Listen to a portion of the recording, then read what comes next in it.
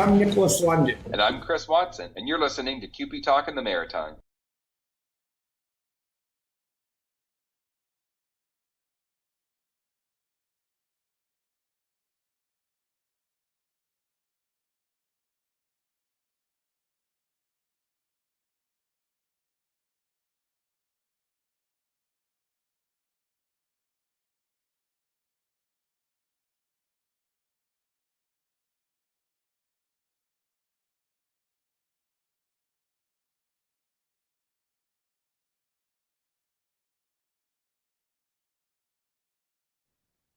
Ladies and gentlemen, welcome to another edition of CUPE Talk in the Maritimes. I am Nick, and I know you all saw my hands going and you saw our mouths moving, but hey, we just wanted to give you a little surprise, let you know we were here, but we just thought maybe the mute button was turned off, but it wasn't. But that's okay because we're still here. We're live. I'm in St. John, New Brunswick, where it's beautiful. Chris, I can't find you anywhere. I've been looking all over the city.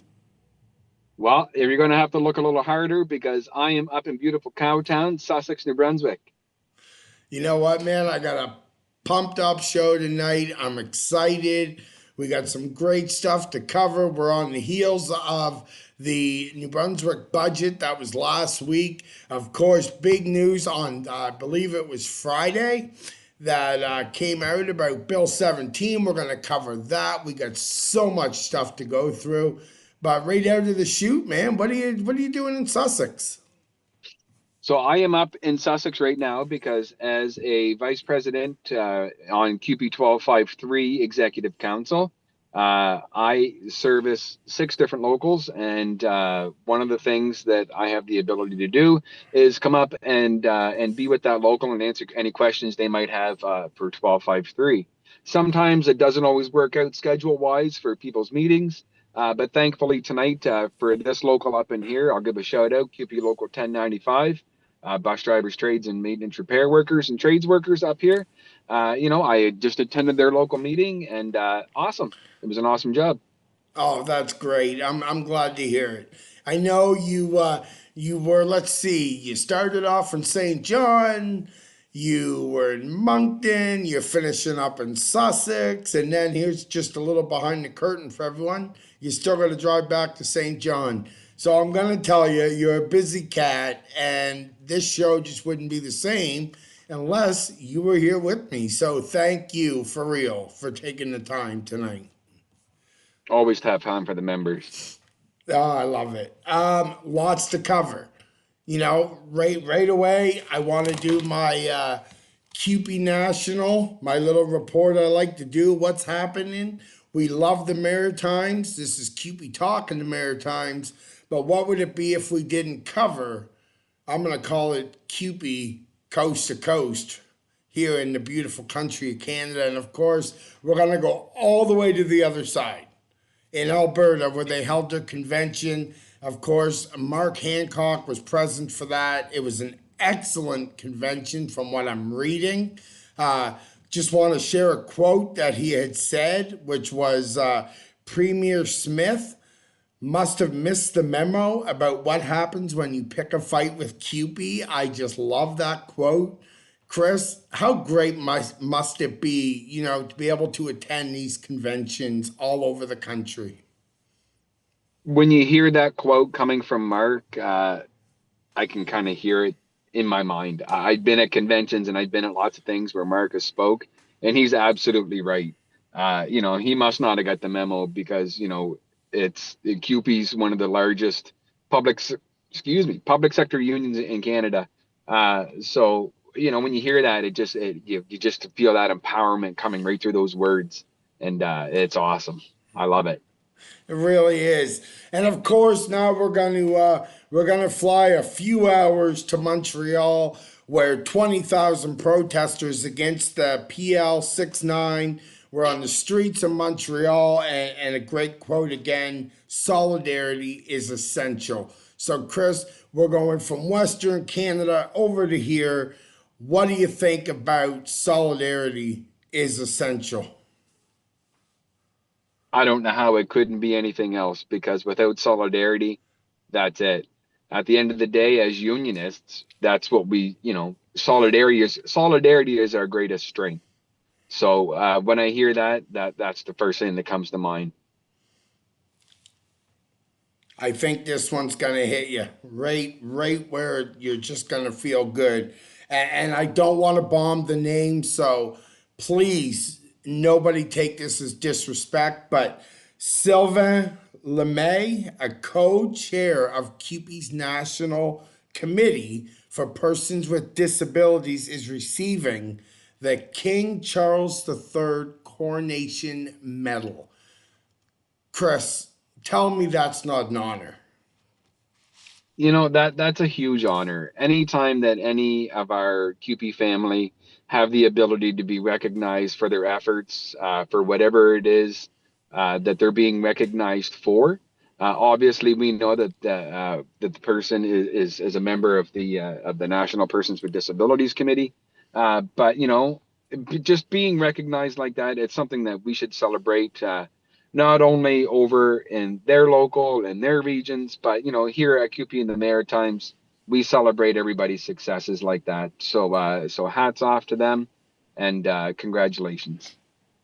Yes, congratulations and solidarity, my friends, all the way across this great country. Literally just gave myself goosebumps saying that. So, solidarity. And, no matter where you're at in this great country, I can guarantee you we're standing with you and we want what's best for the members across CUPE. Chris, let's get into. We got to give a couple quick shout outs. It wouldn't be right if we didn't. I got a great call today from Huey and Robin. They know who they are, and I know you know who they are, and they wanted to talk to me a little bit about Bill 17, and then they had said about they enjoyed the show and they watched, and I said, listen, I'm going to give you a shout out. So, Robin, Huey, thank you for watching the show. We appreciate you. And again, we stand with you guys in solidarity. Chris, you must have a story or two about our little friend Huey. See what I did there? Yeah, I will. So actually, it was funny that you had mentioned his name. Again, it's always great when we get feedback on the show. And that's really kind of the reason why we're bringing it up real quick. Just getting that feedback. But I was actually at Costco on the weekend, and I saw somebody helping someone with a flat tire, changing it, and I thought I'd go over and offer my assistance. But who was it? Huey that you're talking about was there helping this woman, and he yells out, "Hey, I got it! Don't worry about it." And I looked, and I couldn't believe that it was him. I was happy to see him, but hats off to him for coming through for that person and being heroic that day, and just being there to help people. That's what it's about, right? Just being kind, be a good human. That's right. I couldn't agree more. I couldn't agree more. And as far as Robin goes, I mean, she's just wonderful, all around wonderful.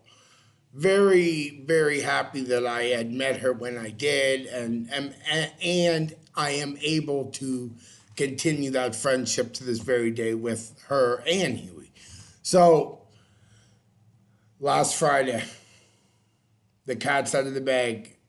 You were there for the first reading, Bill 17, Chris. What can you tell us about it? Where are we headed? And who does this affect?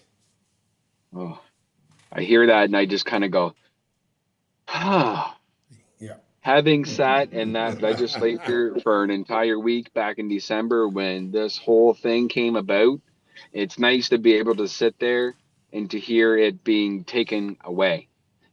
So, like Nick said, we sat there for on Friday and we heard the first reading go through. As we know, with anything in legislation, it has to have three readings. First reading was last Friday, and as far as second reading actually was today. So we Yes. got one more reading to go, and then it's gone. And I tell you, sitting there last Friday, uh,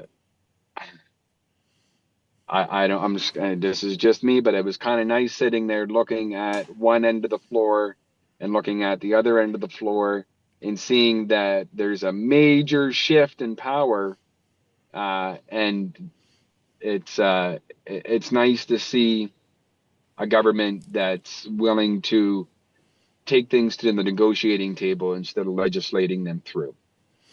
It really is. And I actually read some of Sandy's comments earlier on social media about it from today and her feelings toward the whole government. And, I don't want to get into it only because I didn't have a chance to read it all. And I don't want to just bring half of what I read.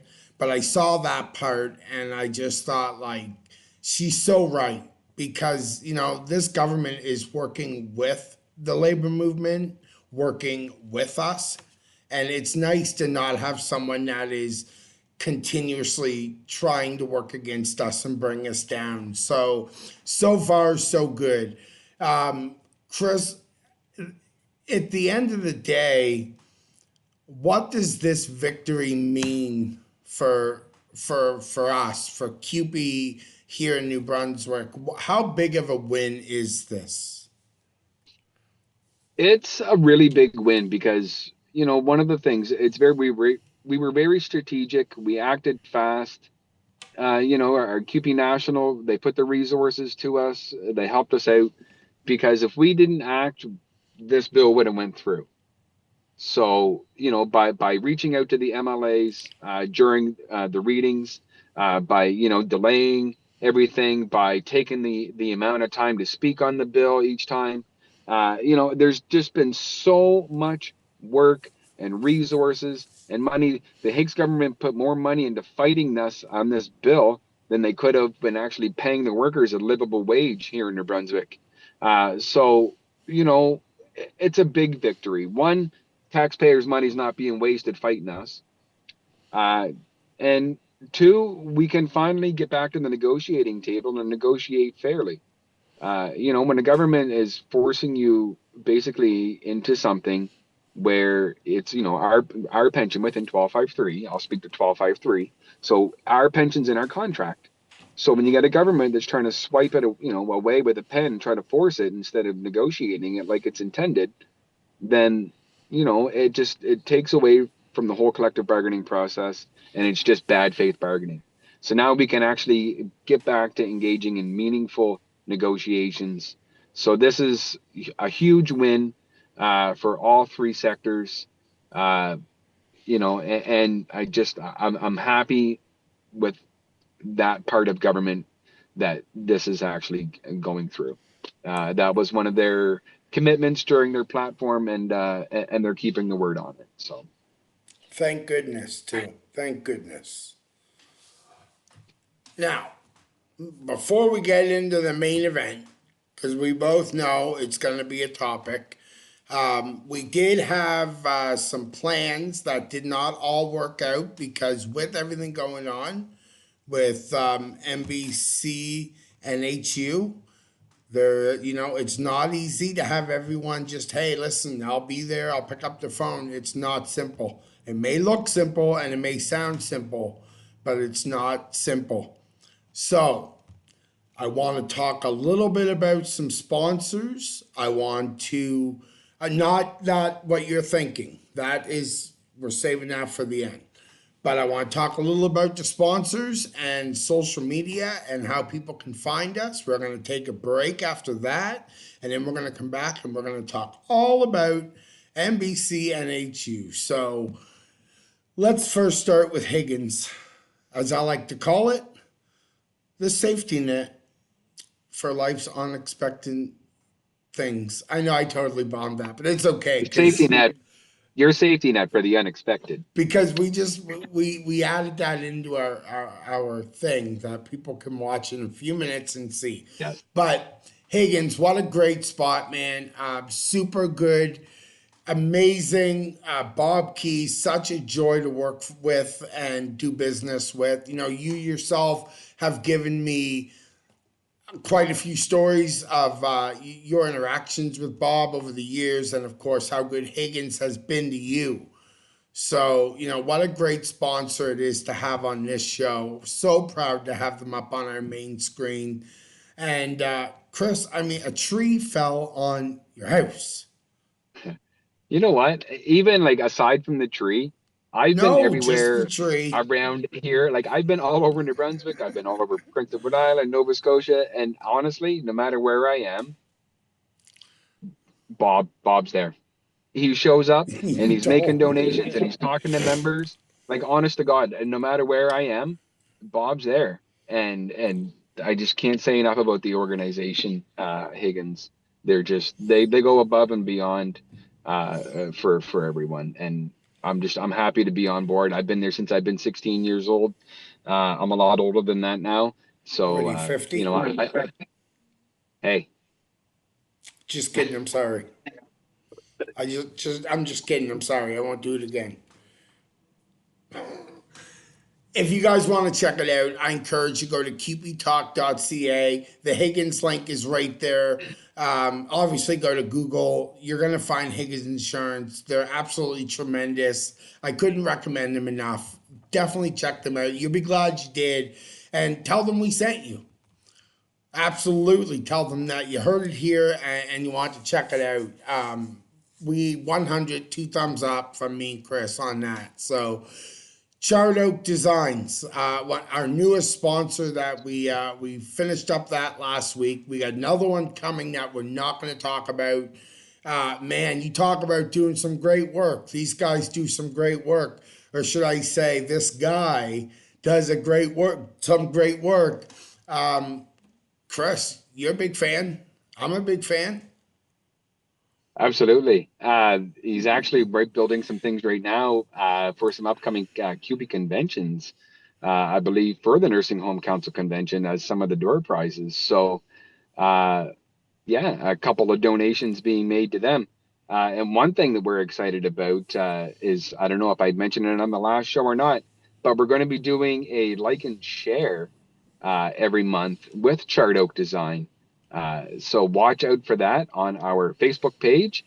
And yeah, get in on it, right? Who doesn't like a local gift for free for just simply liking, sharing, possibly commenting? So keep an eye out for that because, yeah, who doesn't like local made products? Well, I Again, mean, Chart Oak Design.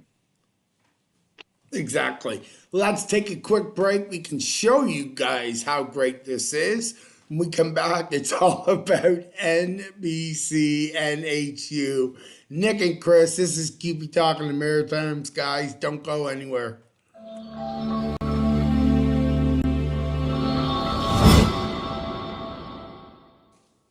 Hey Nick, what's Hey, going man. on? Just ordered one of those elbows up Canada signs. Don't even worry about it. Here, you can have mine. Hey, you already got one. I did. Here. That's cool. Thanks. I can get another No, one. Hey. no. No, hey. Thanks. There's a great local business right here in St. John, New Brunswick that I can get them at. Charred Oak Design. Find them on Facebook. Personalized gifts. They make just about anything. Anything? Absolutely. Send them an email, info@charredoak.ca, or you can give them a call, 506-343-0454. And remember, it's extremely important to support local businesses. This is awesome. Thank you. No problem. Enjoy.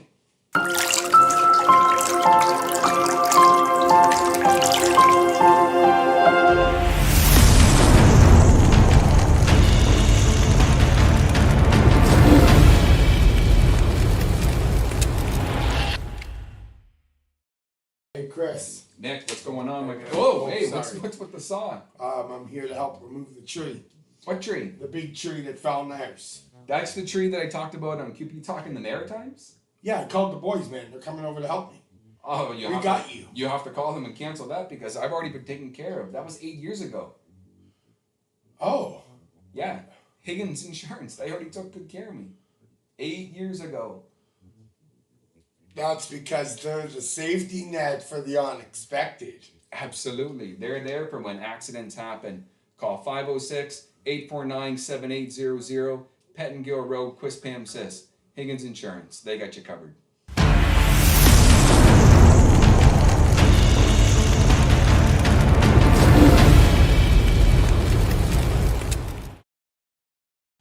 And we are back right here on CUPE Talking the Maritimes. As you guys saw, a tree really did fall in Chris' house.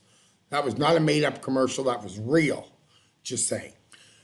Chris, I think we'd be remiss if we didn't bring up the fact that a certain CUPE PEI president by the name of Ashley Clark had sent you and I an invite to be guests at the CUPE PEI convention on May 22nd and 23rd. How cool is that? And before you answer that, Ashley, that was super, super awesome and really meant a lot to both Chris and I can tell you that right now. Yeah, no, it does mean a lot. Unfortunately, as you know, Nick, we are not going to be able to attend. Uh, I have a convention going on right here in St. John for the Federation of Labor on the 25th and the 24th. I'm actually been invited to speak at a young workers conference here in the city as well.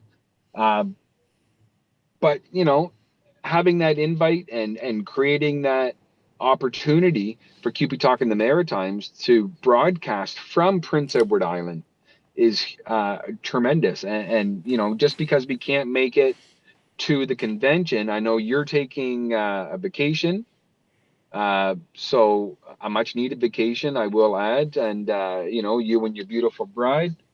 And but we're hoping that we can attend some other time on Prince Edward Island, because it's important for us to be there as well and connect with the members over in PEI, because we are CUPE Talking the Maritimes, not CUPE New Brunswick. So shout out to our PEI comrades. Like, I can't wait to get over there and just connect with them. It is the coolest thing when you get an offer to go somewheres like that and be able to go live and do your show, a show that we're so passionate about, and interview them and chat and mingle and that kind of stuff. That stuff's priceless. I mean, that hits you right in the heart because you don't just get that stuff, you earn it. And you earn it by hard work and a dedication to your craft. And, we were both honored. Yes, I got married 5 years ago, a little inside secret. I've never had a honeymoon. So my wife and I are taking off to the Cayman Islands. It's going to be great. Hopefully she doesn't come back without me. Maybe we can do CUPE Talk from the Cayman Islands. I mean, why not? That's enough. Smart enough. We're on the air. God. Now, let's talk bird law. A little something, something going on right here in New Brunswick. The New Brunswick Council of Nursing Home Unions. This has been ongoing, and little secret for everyone. We were going to have a very important person on this show tonight to talk with us who literally has not stopped. This has been a day and night thing for her. Chris, as someone who has been in that, right in the middle of all that going on, how much pressure is on that group and what are they going through right now from your eyes? I'm not asking you to speak out of term or speak for them, but what is it that they would be going through in your eyes with all this? Yeah, like you said, it's there's a lot of stress right now. I know for sure. They've been bargaining now multiple days. Uh, so they're going from, in the morning, they're going well into the evening. And when members have gone so long without contracts, there's always pressure, to come back with a deal and to come back with a deal that everybody can live with. Uh, so I know that they've been having a bit of a struggle. So there's been a lot of asks online for, I know the executive on the CUPE New Brunswick board, every president and the 2745 executive board posted a video the other day, just showing solidarity and showing support for that group. There's been a lot of profile picture changes on Facebook to show support. So if anybody wants to do that, I'm sure you can find one on Facebook and show your support. I know there's different asks for the members. I think there was everybody was asked to wear black on Friday. I know I had reached out to, when you had said about doing an interview, I had reached out to the provincial president, Sharon Tier, and was trying to line up an interview. Sharon get back to me late last night, and this is from a message sent in the morning. She says, I saw your message. I was trying to find time to respond, and I said, look, I get it. She's really busy, and at the end of the day, when you get to a certain point, your brain just needs to shut down, and you got to process everything that took place. So we were really trying to get her an interview done with her. Not saying it's not going to happen, because I know Sharon and she'll make it happen. So it's just when we can find the time to do it, because we want to respect them and their bargaining process. We're here for them. So this is just another platform where if a group is in active negotiations and they want to put a message out to members and put a message out to government, anybody that's listening, we're here for you. So reach out to us and let us help you. But at the end of the day, when you're seeing those asks, we put one out from the New Brunswick Fed even saying that we fully support the nursing home workers and their fight for a fair collective agreement. So anybody that wants to do anything on social media, I know would help them tremendously. And we here on CUPE Talk on the Maritimes support them as well. And I know I switched my Facebook picture over, and we're talking over 4,000 members here. 51 nursing homes, probably more now. Who knows? The fact of the matter is, this is affecting over 4,000 people. And I cannot just say, hey, I support you.